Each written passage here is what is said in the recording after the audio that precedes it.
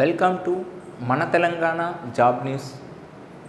Present మన యొక్క TP studies తరపున తెలంగాణ వాళ్ళకి అనేది జాబ్ న్యూస్కి సంబంధించినటువంటి ఇంపార్టెంట్ విషయాలే కాకుండా తెలంగాణకు సంబంధించినటువంటి సిలబస్ ఎక్స్ప్లెనేషన్స్ కానీ, తెలంగాణకు సంబంధించినటువంటి కొన్ని కరెంట్ అప్డేటెడ్ వీడియోస్ కానీ, అదేవిధంగా చూసుకున్నట్లయితే కాస్త సిలబస్లో భాగంగా అంటే రాబోయేటువంటి 80,000 పైగా ఉండేటువంటి ఉద్యోగాలకు సంబంధించి తెలంగాణ సిలబస్లో ఉండేటువంటి అనేక సిలబస్ ప్రకారంగా ఉండేటువంటి ఏదైతే మనకి ఈ యొక్క పాఠ్యాంశాలు అనేవి ఉంటాయో ఆ పాఠ్యాంశాలకు అనుగుణంగా మీ ప్రిపరేషన్ యొక్క ప్లాన్కి సంబంధించి సరైనటువంటి వివరాలను అనేది ఇప్పుడు కొత్తగా మనం రీఓపెన్ చేస్తున్నటువంటి కొత్త ఛానల్ అయినటువంటి మన తెలంగాణ జాబ్ న్యూస్ నుండి కూడా ఇక మీదట మీకు అనేది అందుబాటులో ఉంటుంది. అయితే అందులో భాగంగా మనకి ఇటీవల కాలంలో ప్రధానంగా చూసుకున్నట్లయితే 592 తెలంగాణ హైకోర్టుకు సంబంధించినటువంటి జాబ్స్ అనేవి ఆల్రెడీగా పడ్డాయి. ఆల్రెడీగా గతంలో ఇది మనకి ఆంధ్రప్రదేశ్ హైకోర్టు అనేది మనం ఆల్రెడీగా చేసాం. ఆంధ్రప్రదేశ్ హైకోర్టులో కల్లా మన టీపీ స్టడీస్ అనేది క్వశ్చన్ పేపర్ విషయంలో కానీ, లేదా మోడల్ పేపర్ విషయంలో కానీ, కోర్స్ విషయంలో కానీ టోటల్ ఆంధ్రప్రదేశ్లోనే మీకు ఆల్రెడీగా కొన్ని వీడియోలు కూడా ప్రీవియస్ చెక్ చేసుకున్నట్లయితే అన్నిటికంటే ఎక్కువ వ్యూస్ రావడమే కాకుండా ఏపీ హైకోర్టులో చాలా అద్భుతమైనటువంటి ప్రతిభను అనేది ఒక విధంగా కనబరిచామని చెప్పవచ్చు. అదేవిధంగా ఇప్పుడు మనకి తెలంగాణకు సంబంధించినటువంటి హైకోర్టుకి సంబంధించినటువంటి ఉద్యోగాలకు సంబంధించినటువంటి సిలబస్ ఎక్స్ప్లెనేషన్ ఏంటి, అసలు ఈ సిలబస్ అనేది ఏ విధంగా అనేది మాడ్యూల్ ప్రకారంగా తీసుకువెళ్తాం, దీనికి సంబంధించినటువంటి క్వశ్చన్ పేపర్స్ అనేవి ఏ విధంగా ఉంటాయి, ఇక మీదట మనకి ఇదన్నీ కూడా ఏంటంటే మన తెలంగాణ జాబ్ న్యూస్లో అనేది మీకోసం అనేది మన తెలంగాణకు సంబంధించినటువంటి ఈ యొక్క విద్యార్థులకు సంబంధించి ఈ యొక్క వీడియోస్ అనేవి చేస్తున్నాం.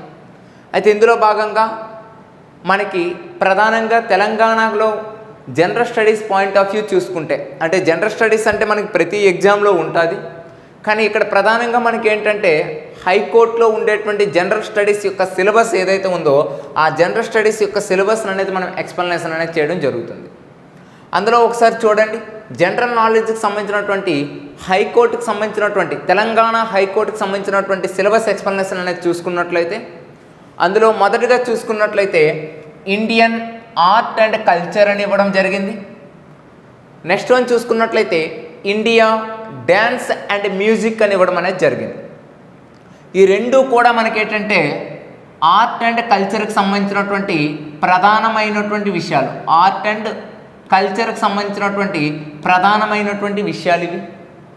ఏంటి ఆర్ట్ అండ్ కల్చర్కి సంబంధించినటువంటి ప్రధానమైనటువంటి విషయాలు చూసుకున్నట్లయితే యాక్చువల్గా మనకి ఆర్ట్ అండ్ కల్చర్ యొక్క ప్రధానమైనటువంటి జాబితాలు ఏమేమి వస్తాయంటే మనకి కొన్ని డ్యాన్సెస్ అనేవి రావడం అనేది జరుగుతుంది.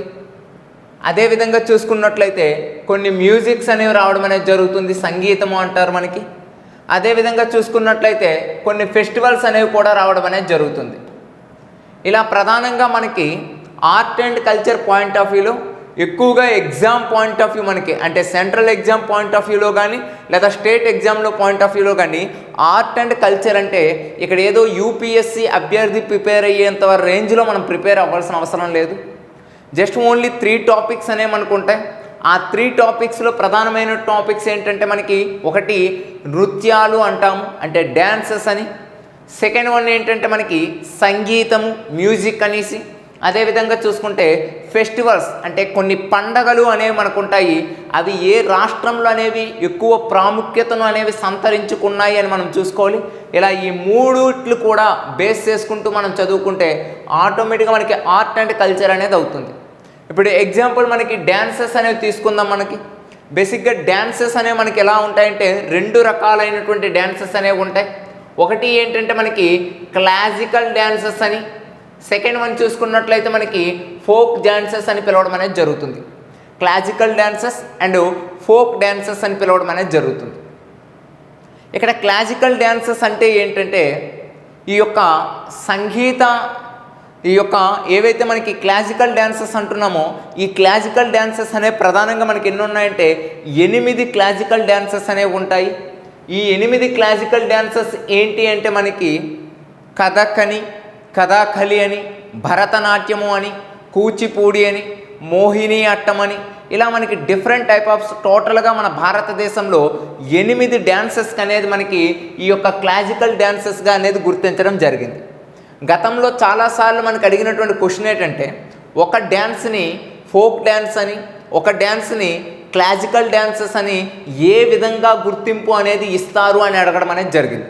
చూడండి ఎంత అద్భుతమైనటువంటి క్వశ్చన్ అడిగారు.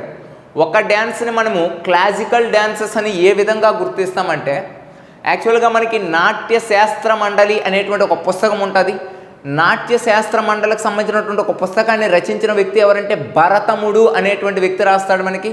ఆ భరతముని రచించినటువంటి నాట్య శాస్త్ర మండలి అనేటువంటి ఒక పుస్తకం ఆధారంగా ఒక డ్యాన్స్ని మనం ఏంటంటే క్లాసికల్ డ్యాన్స్గా గుర్తించడం అనేది జరుగుతుంది. అలా భారతదేశంలో మనకి ఎన్ని క్లాసికల్ డ్యాన్సెస్ అనేవి ఉన్నాయంటే మనకి 8 క్లాసికల్ డ్యాన్సెస్ అనేవి ఉండడం అనేది జరుగుతుంది.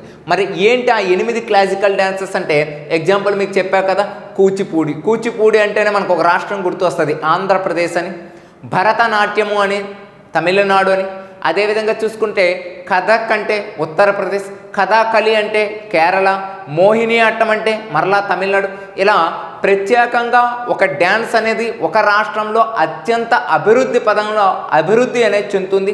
అటువంటి డ్యాన్సెస్కి సంబంధించినటువంటి క్వశ్చన్స్ అనేది అడుగుతాడు, లేదా ఆ డ్యాన్స్కి సంబంధించినటువంటి కాస్ట్యూమ్స్ గురించి అడుగుతాడు, లేదా ఆ డ్యాన్సెస్ అనేది ఎవరు చేస్తారని అడుగుతారు. ఇలా మనకి ఓన్లీ మగవాళ్ళకి సంబంధించిన డ్యాన్స్ నృత్యం ఏదని అడుగుతాడు, ఓన్లీ లేడీస్కి సంబంధించినటువంటి నృత్యం ఏదని అడుగుతాడు. ఇలా డిఫరెంట్ టైప్ ఆఫ్ క్వశ్చన్స్ అన్నీ కూడా మనకి ఏంటంటే art and culture point of వ్యూలో డ్యాన్సెస్ నుండి అనేది రావడం అనేది జరుగుతుంది. ఇక ఫోక్ సాంగ్స్ అంటే తెలంగాణకు అనేది పరిచయం చేయవలసిన అవసరం లేదు అని నా అభిప్రాయం. ఎందుకంటే ఫోక్ డ్యాన్సెస్ కానీ డీజే డ్యాన్సెస్ కానీ పుట్టిందే మన తెలంగాణలో. కాబట్టి ఈ ఫోక్ డ్యాన్సెస్ అనేది క్లాసికల్ డ్యాన్సెస్ అనేది ఈ రెండు కూడా ఏంటంటే మనకి ఈ యొక్క డ్యాన్సెస్లో మనం నృత్యాల్లో నేర్చుకోవడం అనేది జరుగుతుంది. ఇక నెక్స్ట్ వన్ ఏంటంటే మ్యూజిక్ సంబంధించినటువంటి కొన్ని అంశాలు, అంటే ప్రత్యేకమైనటువంటి కొన్ని మ్యూజిక్స్ అనేవి ఉంటాయి. అవి ఏ రాష్ట్రానికి సంబంధించింది లేదా ఏ ప్రాంతానికి సంబంధించింది అనేది ఇక్కడ మనం చూసుకుంటే సరిపోతుంది. నెక్స్ట్ వన్ ఏంటంటే ఫెస్టివల్స్.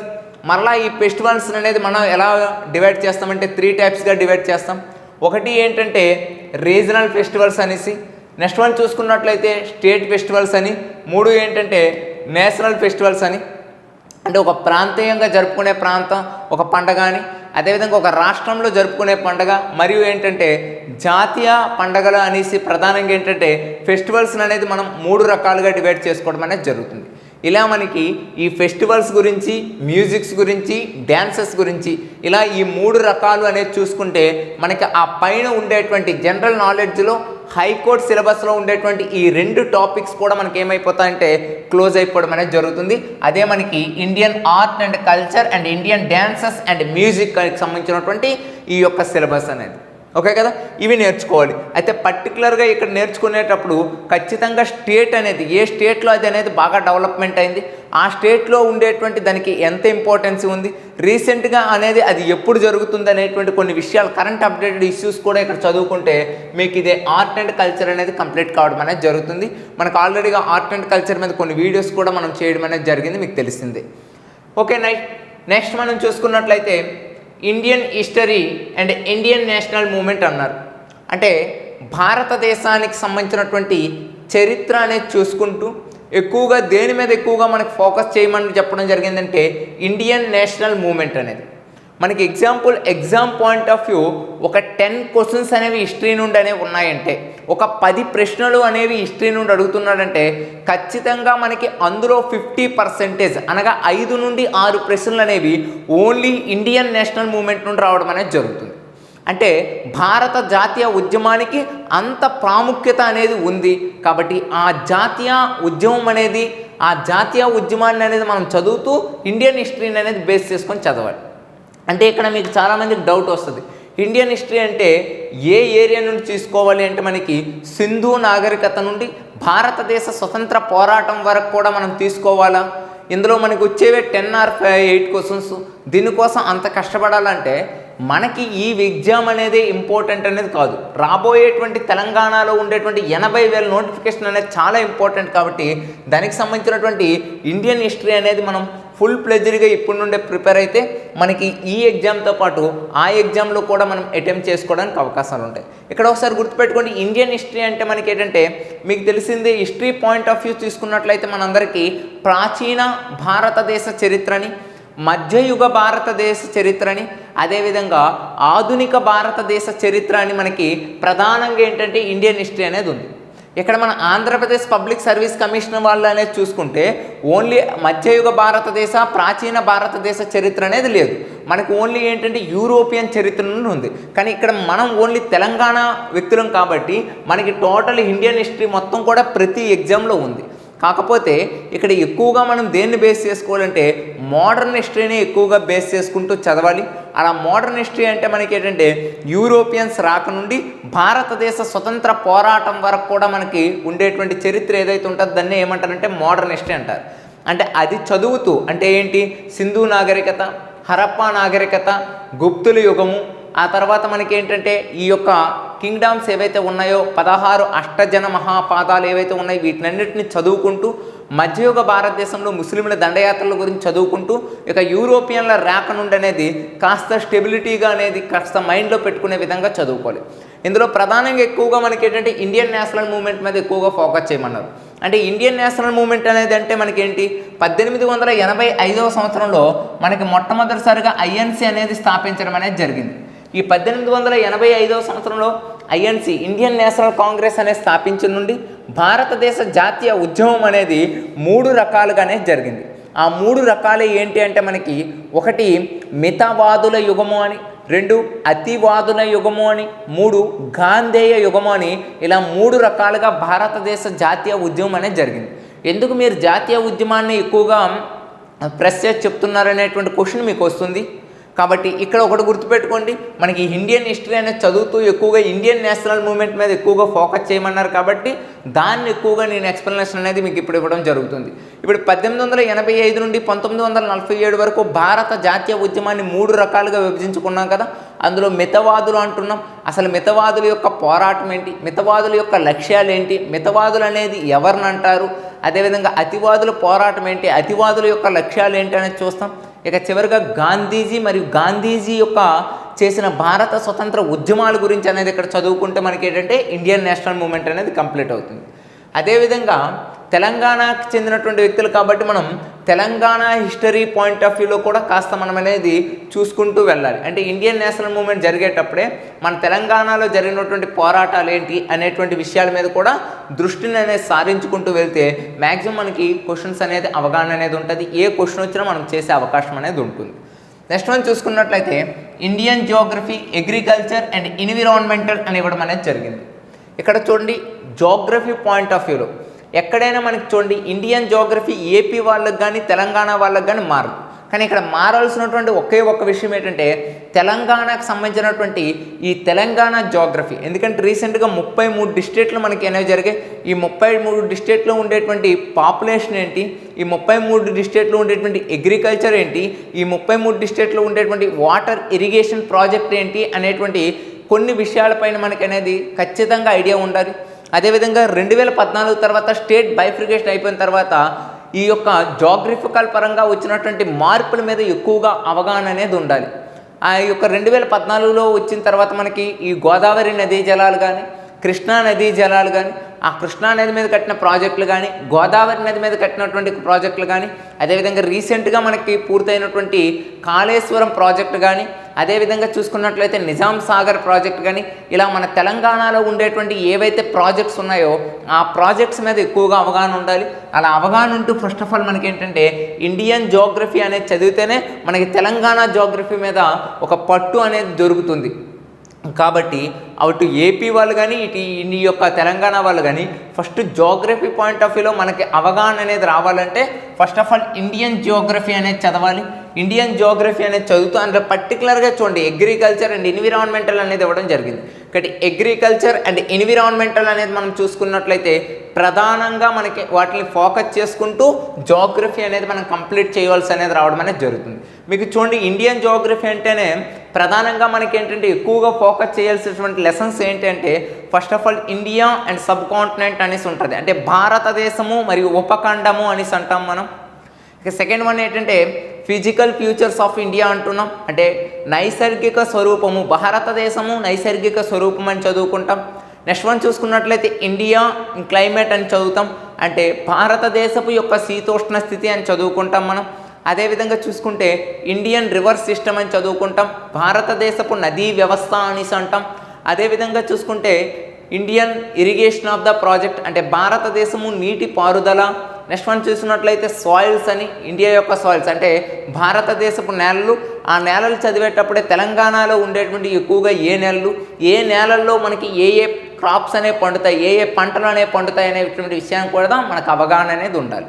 ఇక వీటిని అనేది ఫోకస్ చేసుకుంటూ మనం ఏం చేస్తామంటే agriculture, industry sector and transport system and population అనేది చూసుకుంటే మ్యాక్సిమంగా మేజర్ టాపిక్స్ అవన్నీ చూసినా మనకి ఇక్కడ బిట్ పాయింట్ ఆఫ్ వ్యూలో చూసుకుంటే ఎక్కువగా పాపులేషన్ నుండి ఖచ్చితంగా మనకి 1 క్వశ్చన్ అనేది ఎప్పుడూ ఉంటుంది మనకి.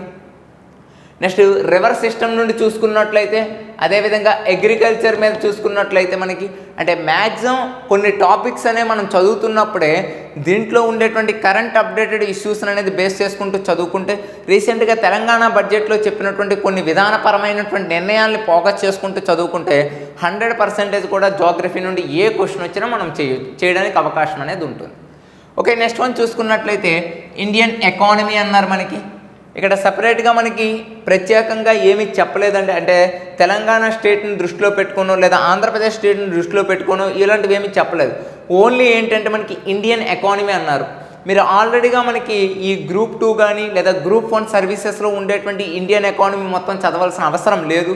ఎందుకంటే మనకి ఇక్కడ వచ్చేది ఏంటంటే లిమిటెడ్ క్వశ్చన్స్, కానీ మనకి ఏంటంటే ఫ్యూచర్ని బేస్ చేసుకుంటూ చదువుకోవాలి. కాబట్టి చదువుకునే వ్యక్తులు ఎప్పుడైనా మ్యాక్సిమం టోటల్గానే చదువుకుంటారు.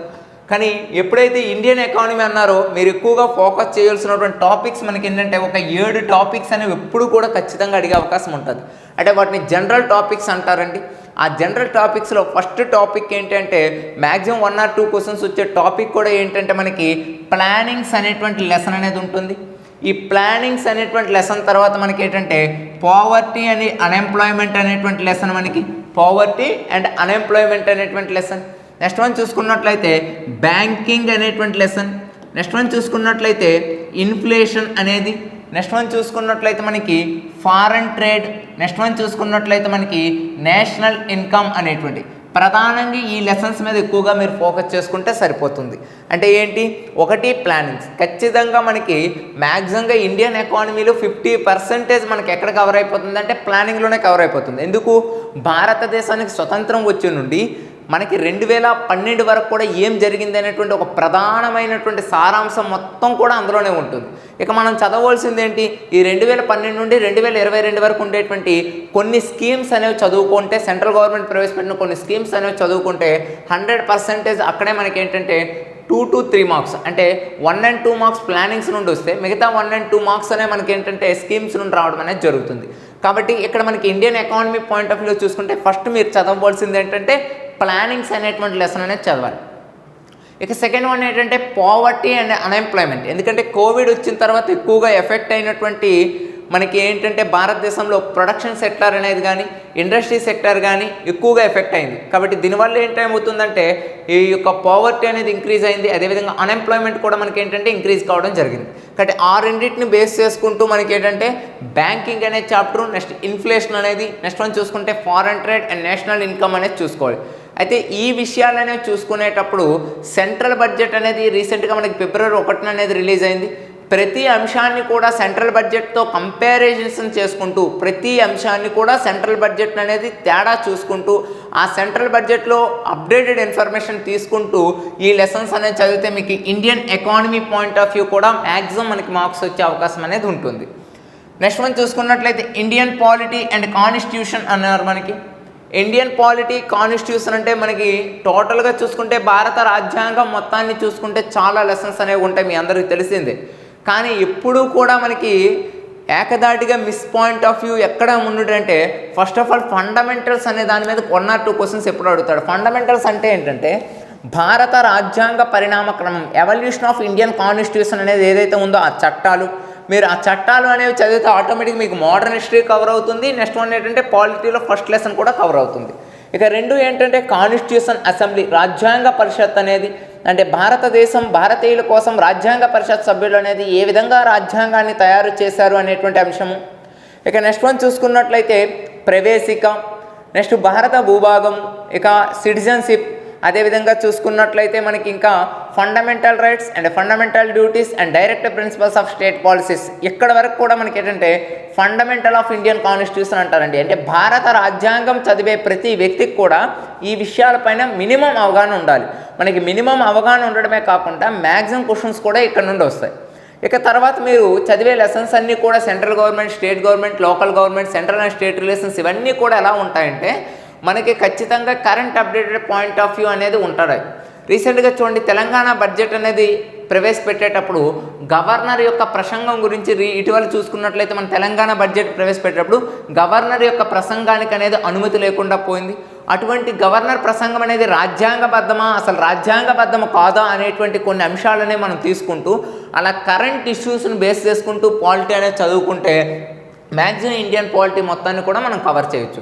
ఇక్కడ ఒకటి మనకి బేసిక్గా కరెంట్ ఇష్యూ అనేది రీసెంట్గా చూడండి 5 స్టేట్ ఎలక్షన్స్ అనేవి వచ్చాయి. ఉత్తరప్రదేశ్, ఉత్తరాఖండ్, గోవా ఇటువంటి చూసుకున్నట్లయితే కొన్ని రాష్ట్రాల యొక్క ఎలక్షన్స్ అనేవి రిలీజ్ అయ్యాయి. ఎప్పుడైతే ఎలక్షన్స్ రిలీజ్ అయ్యాయో వాటి యొక్క ఫలితాలు అనేవి రావడం జరిగింది. ఆ ఫలితాలు కూడా మనకి ఏంటంటే ఎలక్షన్ కమిషన్ అనేటువంటి లెసన్లో వస్తాయి.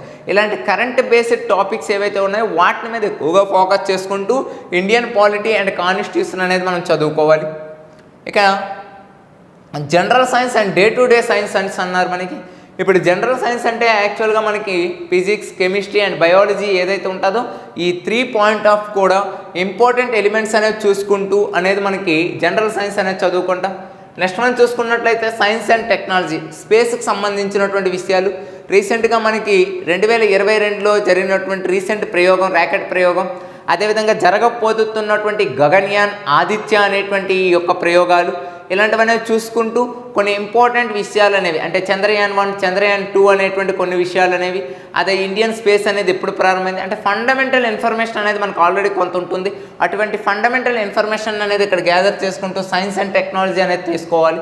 అంతేకాకుండా ప్రతి మంత్ మ్యాగజైన్లో మీరు ఏ మ్యాగజైన్ అయినా తీసుకోవచ్చు మార్కెట్లో, ఏ మ్యాగజైన్లోనైనా ఖచ్చితంగా సైన్స్ అండ్ టెక్నాలజీకి సంబంధించినటువంటి కొన్ని విషయాలు అనేవి ఉంటాయి. ఆ విషయాల మీద కూడా ఎక్కువగా ఫోకస్ అనేది చేసుకుంటే మనకి సైన్స్ అండ్ టెక్నాలజీ అనేది మనకి కవర్ కావటం జరుగుతుంది. ఇక నెక్స్ట్ వన్ చూసుకున్నట్లయితే అవార్డ్స్ అండ్ స్పోర్ట్స్ అనేది. రీసెంట్గా మనకి ఎప్పుడు కూడా అవార్డ్స్ కానీ స్పోర్ట్స్ కానీ చదివితే మీరు ప్రీవియస్ చూసుకున్నట్లయితే 6 months బిఫోర్ అనేది చదువుకోవాలి. ఈ 6 months బిఫోర్ అనేది చదువుకుంటూ ఏం చేయాలి, ఇదే 6 months అనేది లాస్ట్ ఇయర్ అనేది కూడా ఈ అవార్డ్స్లో స్పోర్ట్స్లో ఎవరికి అనేది వచ్చాయనేది చూసుకోవాలి. ఇక్కడ ఈ విషయాన్ని బాగా గుర్తుపెట్టుకోండి. మొన్న మనకి ఏపీ హైకోర్టు వాళ్ళు కాస్త వెనుకబడ్డానికి గల కారణమైనటువంటిది ఏంటంటే ఈ అవార్డ్స్ అండ్ స్పోర్ట్సే. మ్యాక్సిమం అవార్డ్స్ నుండి స్పోర్ట్స్ నుండి మనకి 4 to 5 క్వశ్చన్స్ వచ్చాయండి. ఏ సెక్షన్ మీరు టచ్ చేసిన మ్యాక్సిమం ఆ రోజు 2 days మనకి ఎగ్జామ్ జరిగితే ఏ సెక్షన్ మనం టచ్ చేసినాం అవార్డ్స్ అండ్ స్పోర్ట్స్ నుండి ఖచ్చితంగా క్వశ్చన్స్ వచ్చాయి. కానీ మన వాళ్ళు ఎందుకు చేయలేకపోయారంటే లాస్ట్ 6 months అనేది చూడమన్నాం కదండి, లాస్ట్ 6 months చూసుకున్నారు. కానీ వాడేమడిగాడు, లాస్ట్ 6 months యొక్క కరెంట్ని బేస్ చేసుకొని లాస్ట్ ఇయర్ ఆ అవార్డు ఎవరికి వచ్చిందని అడిగాడు. ఎగ్జాంపుల్ నోబెల్ అవార్డు అనేది ఉన్నది. నోబెల్ అవార్డు 2021లో అనేది గుర్తుపెట్టుకుంటూ 2020తో కూడా గుర్తుపెట్టుకోవాలి. అంటే రీసెంట్ కరెంట్ ఇన్ఫర్మేషన్తో పాటు ప్రీవియస్ ఇయర్స్ యొక్క అవార్డ్స్ అండ్ స్పోర్ట్స్ మీద కూడా అవగాహన అనేది ఉండాలి. అలా అవార్డ్స్ అండ్ స్పోర్ట్స్ అనేది బేస్ చేసుకుంటూ చదవాలి. ఇక నెక్స్ట్ వన్ చూసుకున్నట్లయితే పర్సనాలిటీస్ అండ్ ప్లేసెస్ అనేది అన్నారు. అంటే వార్తల్లో ఉండేటువంటి కొంతమంది వ్యక్తులు రీసెంట్గా చూడండి కొంతమంది మహానుభావులు చనిపోవడం జరిగింది. ఎగ్జాంపుల్ ఆంధ్రప్రదేశ్లో తీసుకున్నట్లయితే ఆర్థిక మంత్రిగా ఉండేటువంటి రోసయ్య గారు కానీ, అదేవిధంగా చూసుకున్నట్లయితే మనకి రీసెంట్గా మన మన యొక్క టోటల్గా చూసుకుంటే ఎయిర్ అండ్ నేవీ చీఫ్ అనేది ఉన్నది కదా, ఆల్రెడీగా మనకి రావత్ అనేటువంటి పర్సన్ రీసెంట్గా మరణించడం అనేది జరిగింది. ఇలాంటి ఇంపార్టెంట్ పర్సన్స్, వార్తల్లో ఉండేటువంటి పర్సన్స్ అనేది అపాయింట్మెంట్ అయినా, లేదా వాళ్ళు మరణించినా, లేదా వాళ్ళకి ఏదైనా ఉన్నత పదవులు వచ్చినా, వాళ్ళకి ఏదైనా అవార్డ్స్ వచ్చినా, అలాంటి point of view personality and places గురించి. నెక్స్ట్ మనం చూసుకున్నట్లయితే ఫేమస్ ఇన్స్టిట్యూషన్స్ అనేది, అంటే మీకు ఎప్పుడు కూడా వార్తల్లో వస్తున్నటువంటి ఇన్స్టిట్యూషన్స్ ఏవైనా ఉంటే, అంటే వార్తల్లో వస్తున్నటువంటి ఇన్స్టిట్యూషన్స్ అంటే ఏంటి, మనకి ఎక్కువగా ఫేమస్గా వార్తల్లో కొన్ని ఇన్స్టిట్యూషన్స్ అనేవి ఎప్పుడూ నిలుస్తూ ఉంటాయి. ఈ స్పేస్ ఆర్గనైజేషన్కి సంబంధించి కానీ, లేకపోతే చూసుకున్నట్లయితే సెంట్రల్ లెవెల్లో కొన్ని ఆర్గనైజేషన్ కానీ, ఇంటర్నేషనల్లో కానీ అటువంటి ఫేమస్ ఇన్స్టిట్యూషన్స్ కానీ. ఇక నెక్స్ట్ వన్ ఎక్కువగా ఇంపార్టెంట్, అంటే ఇప్పుడు నేను చెప్పినటువంటి మొత్తం సిలబస్, అంటే హిస్టరీ కానీ, పాలిటీ కానీ, ఎకానమీ కానీ, ఆర్ట్ అండ్ కల్చర్ కానీ, అవార్డ్స్ కానీ, లేకపోతే మనకి స్పోర్ట్స్ కానీ, పర్సన్స్ కానీ, ఈ మొత్తం ఇష్యూస్ అన్నీ కూడా దేని మీద ఆధారపడి ఉంటాయంటే కరెంట్ అఫైర్స్ మీద ఆధారపడి ఉంటాయి. వీటిని మనం national, international and world and India and Telangana point of view అనేది చూసుకోవాలి కరెంట్ అఫైర్స్ అనేది. ఇక నుండి నెక్స్ట్ వీక్ నుండి మీకు ఏమవుతుందంటే, ఈరోజు మనకి సండే కదా, అంటే ఇప్పుడు నేను ఈ వీడియో చేస్తుంది ఎప్పుడంటే మనకి ఇప్పుడు ప్రజెంట్ ఈ వీడియో మనం చేస్తుంది మార్చి 13, అంటే మార్చి 13 అనేది ఇప్పుడు మనకి సండే కదా. ఈ మార్చి 13 సండే అంటే మనకి మార్చి 20 కల్లా మరొక సండే, అంటే నెక్స్ట్ సండే వస్తుంది. అంటే ఈ వీడియో అనేది రిలీజ్ అవుతున్నప్పుడు కూడా ఈ సండే రిలీజ్ అయిందంటే నెక్స్ట్ సండే కల్లా మీకు వీక్లీ కరెంట్ ఈవెంట్స్ కూడా ఇక్కడ నుండి మన తెలంగాణ జాబ్ న్యూస్లో రావడం అనేది జరుగుతుంది. కాబట్టి వీక్లీ కరెంట్ అఫైర్స్ని కూడా ఇక్కడ నుంచి నేనే మీకు మ్యాక్సిమం కరెంట్ అఫైర్స్ మొత్తం కూడా వీక్లీ పాయింట్ ఆఫ్ వ్యూ, అంటే నేషనల్ పాయింట్ ఆఫ్ వ్యూ కొన్ని కరెంట్ ఈవెంట్స్ కానీ, ఇంటర్నేషనల్ పాయింట్ ఆఫ్ వ్యూ కానీ, వరల్డ్ వైడ్గా ఉండేటువంటి కొంతమంది పర్సన్స్, ఇండియా వైడ్గా ఉండే పర్సన్స్ కానీ, వార్తల్లో ఉండే పర్సన్స్, నెక్స్ట్ మన తెలంగాణలో జరిగినటువంటి కొన్ని ఇంపార్టెంట్ తెలంగాణ ఇష్యూస్ మీద వీక్లీ కరెంట్ ఈవెంట్స్ అనేది ఇక్కడ డైలీగా మనకి ఏంటంటే ప్రతి వీక్ కూడా మీకు రావడం అనేది జరుగుతుంది. ఈ వీక్ కాస్త మనకి క్లాసెస్ ఉండడం వల్ల, సిలబస్ ఎక్స్ప్లెనేషన్స్ అనేవి చాలా ఉండడం వల్ల మనకి ఏంటంటే ఈ వీక్ అనేది పోస్ట్పోన్ చేసుకోండి. నెక్స్ట్ వీక్ నుండి ఖచ్చితంగా మన తెలంగాణ జాబ్ న్యూస్ నుండి వీక్లీ కరెంట్ ఈవెంట్స్ అనేది కేవలం 1 అవర్ లేదా 2 అవర్స్ అనేది మ్యాక్సిమం 1.5 అవర్ 2 అవర్స్ పడుతుందండి. ఎందుకంటే వీక్ మొత్తం కూడా కవర్ చేయాలి. ఒకటి గుర్తుపెట్టుకోండి, ఇక్కడ మీకు ప్రధానంగా మీరు కరెంట్ ఈవెంట్స్ అనేది కానీ చదివితే డైలీగా మనకి ఏంటంటే ఒక 45 నిమిషాల నుండి ఒక 60 నిమిషాలు అనేది మీకు కరెంట్ ఈవెంట్స్ అనేది రాసుకోవడానికి, నోట్స్ ప్రిపరేషన్కి అనేది సరిపోతుంది. కాబట్టి మీకంటూ శ్రమను అనేది తగ్గించి ఈ వీక్ జరిగేటువంటి ఇంపార్టెంట్ అంశాలన్నీ కూడా, అంటే స్పోర్ట్స్ పాయింట్ ఆఫ్ వ్యూ కానీ, పర్సన్స్ పాయింట్ ఆఫ్ వ్యూ కానీ, నేషనల్ పాయింట్ ఆఫ్ వ్యూ కానీ, ఇంటర్నేషనల్ పాయింట్ ఆఫ్ వ్యూ కానీ, ఇలా ప్రతి విషయాన్ని కూడా పరిగణలోకి తీసుకుంటూ ఈ యొక్క తెలంగాణ జాబ్ న్యూస్ ద్వారా మీకు ఏంటంటే ఇక్కడ నుంచి వీక్లీ కరెంట్ అఫైర్స్ అనేది రావడం జరుగుతుంది. ఆ వీక్లీ కరెంట్ అఫైర్స్ కూడా ఏదో బోర్డు మీద వేసి ఆ బోర్డు మీద ఉండేటువంటి కరెంట్ ఈవెంట్స్ అనేది మీకు అలా టిక్లు పెట్టుకోవడం అనేది ఉండిపోదండి.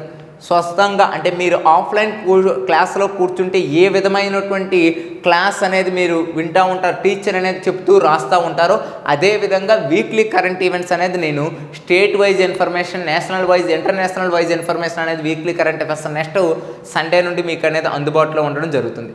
కాబట్టి ఇది మన తెలంగాణ జాబ్ న్యూస్లోకి సంబంధించి హైకోర్టు సిలబస్ ఎక్స్ప్లెనేషన్కి సంబంధించి.